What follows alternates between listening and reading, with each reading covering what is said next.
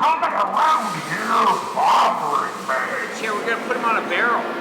A whiskey There's barrel. the face, the hair, hands, pants, everything. Get lost. Oh, that's a good one.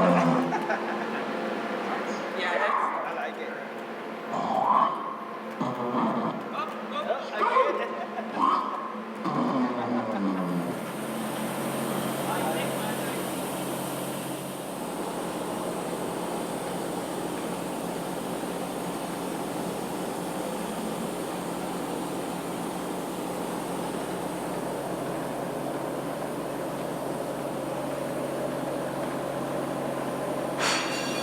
We've already based them. We got our separate colors on, let them dry. Then we spray our rub out solution, which is basically ink and alcohol. Let it dry, and as we're taking our 70% alcohol, we're wiping, taking off most of it, but we're still leaving it in the details and fine cracks and stuff like that. And once this dries, it really pops. And it helps us out because we don't have to paint all those little details either. So all these little tiny teeth had to make molds for and everything. But these get rubbed out too, and eventually then we apply them to the top of the mount.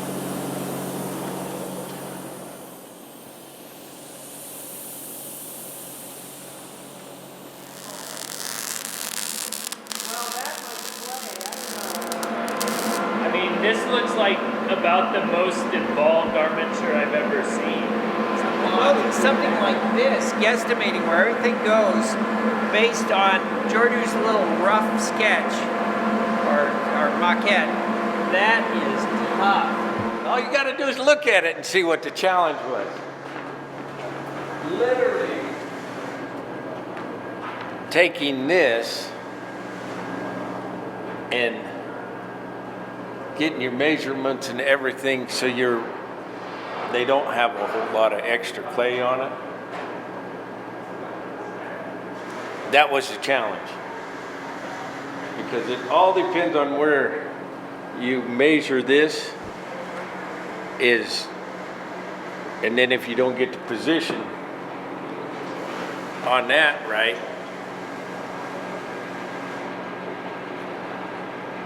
it's been a project so far.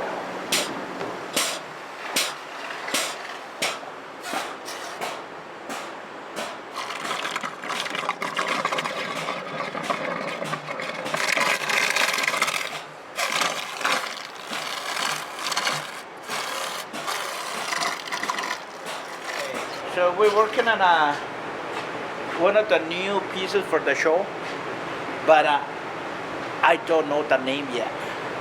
All I know, we used Psycho Sam's body, and Giorgio has called this head.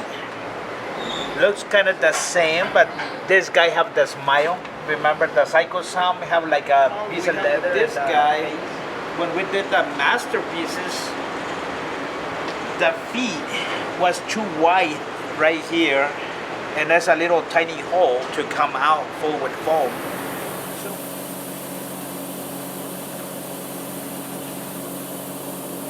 It's just, I kind of go a little bit on the drier side, so I'm not pulling as much, because you can always keep going back over it if you don't like it. And then to avoid the streaks and stuff, I kind of just tap it and speckle it almost. So that way you're not getting any of the streaks, and it kind of leaves this cool texture on it.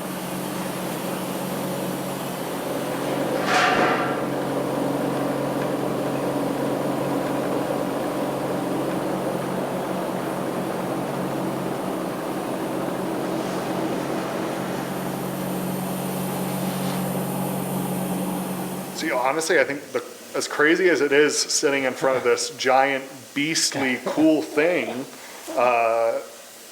that is really up my alley. I think the corpse has been my favorite thing to sculpt this year. Nice. Thus far. Well, let's not forget FrankenCat though. Yes, was number one. FrankenCat was the most, I would say, like spiritually or emotionally rewarding. because of the connection with my cats, and it was just so fun, right? And I think the corpse was the most mentally rewarding. Our new. Yeah, I'm not brand going to say new.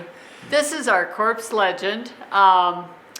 We realized when we were doing designs, Adam actually came up with the fact that we didn't have a corpse legend. We had a zombie, we had some other stuff, but the classic corpse. So then Tom did some designs and did the sculpting. Yeah, and you know, as we worked through this, I was wanting to show off the sculpture because it's got neat elements throughout. But so I was wanting the clothing to drop off, so we were going to sew something and distress it. And then as we went along, we realized, well, the classic corpse comes out of the grave. And this is how you dress when you're coming out of your coffin, because you're all dressed up fancy. Put his arm down. You've got the ability to move the shoulders and elbows. It's kind of a crazy armature that Mike made that allows it to do this. Don't flash yet, but as I come, I'm going to come fast. You say when you want the Okay, flashes. now.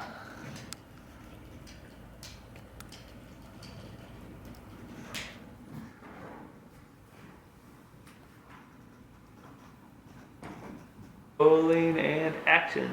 You know what? I think it's love at first bite.